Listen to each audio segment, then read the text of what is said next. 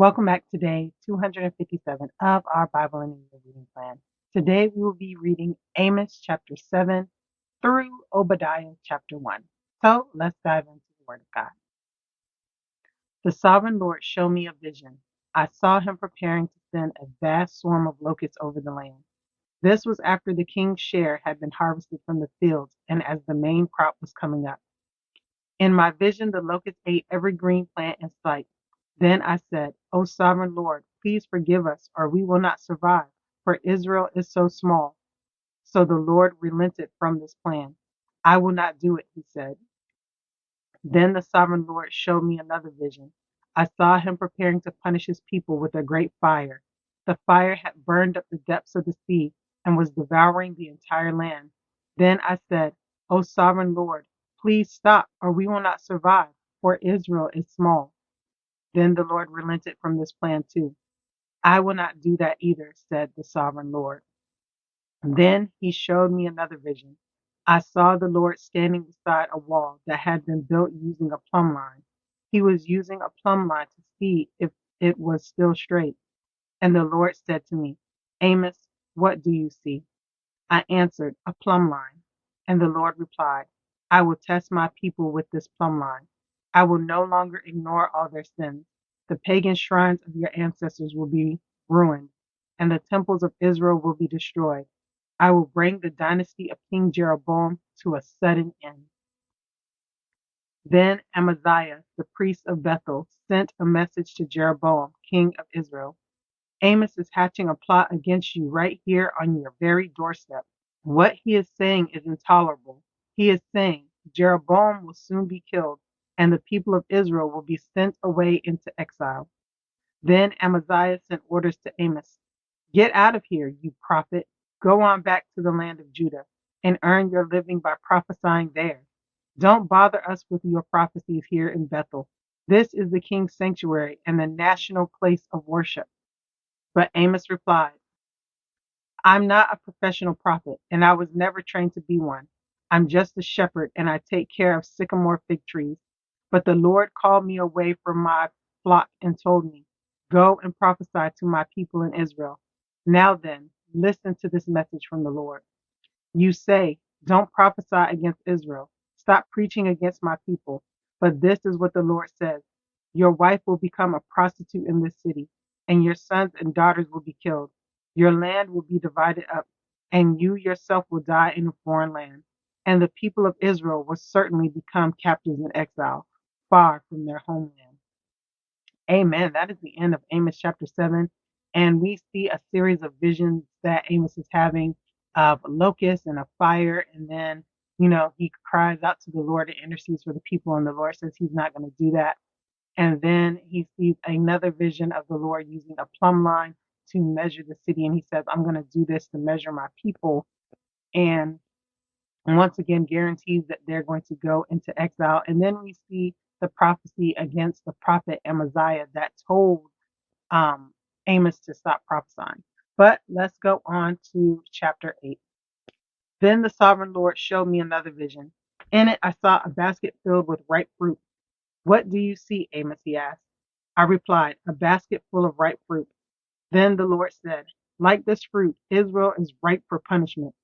I will not delay their punishment again. In that day, the singing in the temple will turn to wailing. Dead bodies will be scattered everywhere. They will be carried out of the city in silence.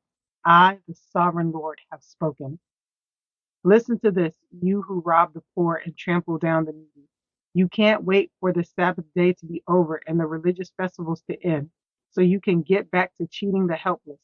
You measure out grain with dishonest measures and cheat the buyer with dishonest scales. And you mix the grain you sell with chaff swept from the floor. Then you enslave poor people for one piece of silver or a pair of sandals. And now the Lord has sworn this oath by his own name, the pride of Israel. I will never forget the wicked things you have done.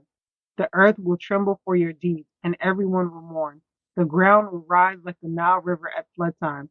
It will heave up, then sink again. In that day, says the sovereign Lord, I will make the sun go down at noon and darken the earth while it is still day.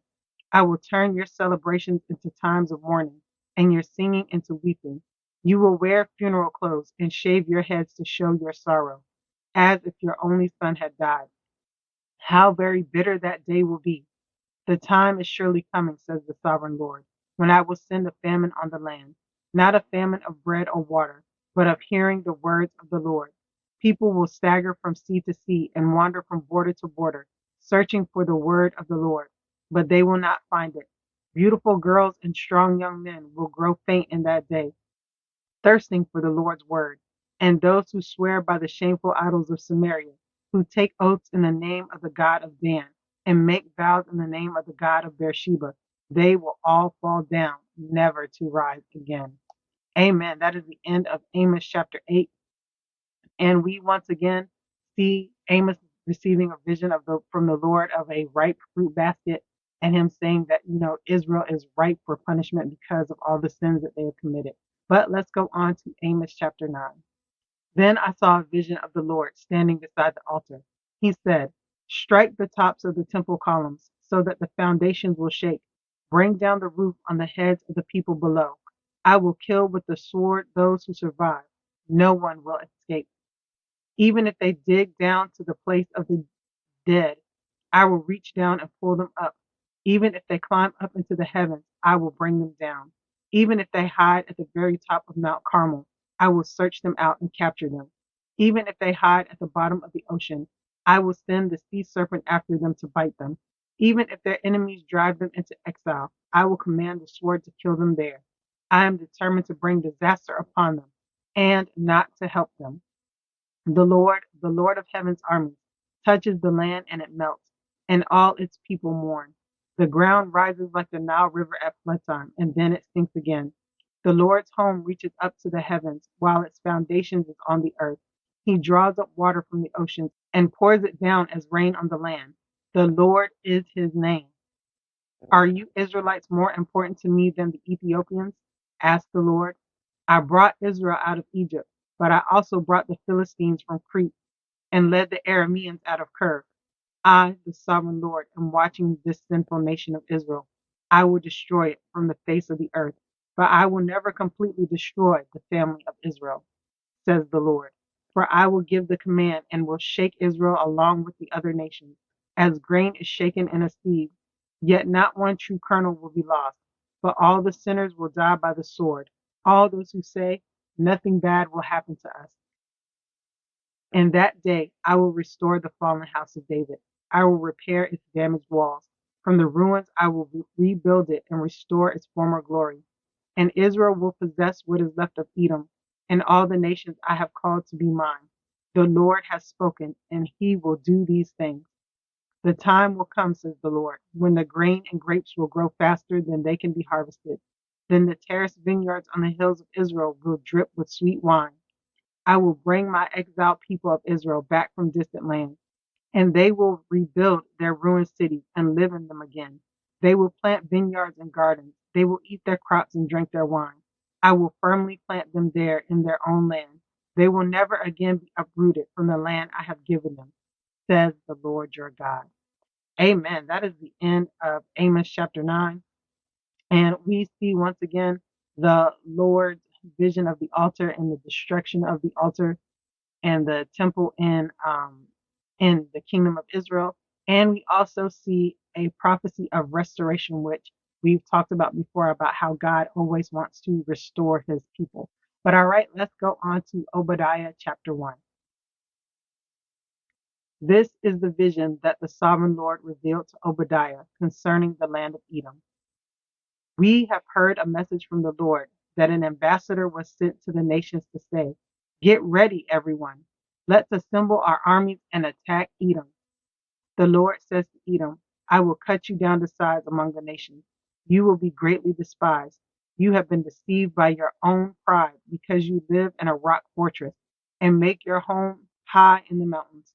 Who can ever reach us way up here?" you ask boastfully. But even if you soar as high as eagles and build your nest among the stars, I will bring you crashing down, says the Lord. If thieves came at night and robbed you, what a disaster awaits you. They would not take everything. Those who harvest grapes always leave a few for the poor, but your enemies will wipe you out completely. Every nook and cranny of Edom will be searched and looted. Every treasure will be found and taken. All your allies will turn against you.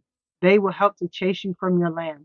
They will promise you peace while plotting to deceive and destroy you. Your trusted friends will set traps for you, and you won't even know about it. At that time, not a single wise person will be left in the whole land of Edom, says the Lord. For on the mountains of Edom I will destroy everyone who has understanding. The mightiest warriors of Teman will be terrified, and everyone on the mountains of Edom will be cut down in the slaughter. Because of the violence you did to your close relatives in Israel, you will be filled with shame and destroyed forever. When they were invaded, you stood aloof, refusing to help them. Foreign invaders carried off their wealth and cast lots to divide up Jerusalem, but you acted like one of Israel's enemies. You should not have gloated when they exiled your relatives to distant lands. You should not have rejoiced when the people of Judah suffered such misfortune. You should not have spoken arrogantly in that terrible time of trouble. You should not have plundered the land of Israel when they were suffering such calamity. You should not have gloated over their destruction when they were suffering such calamity. You should not have seized their wealth when they were suffering such calamity. You should not have stood at the crossroads, killing those who tried to escape. You should not have captured the survivors and handed them over in their terrible time of trouble. The day is near when I, the Lord, will judge all godless nations.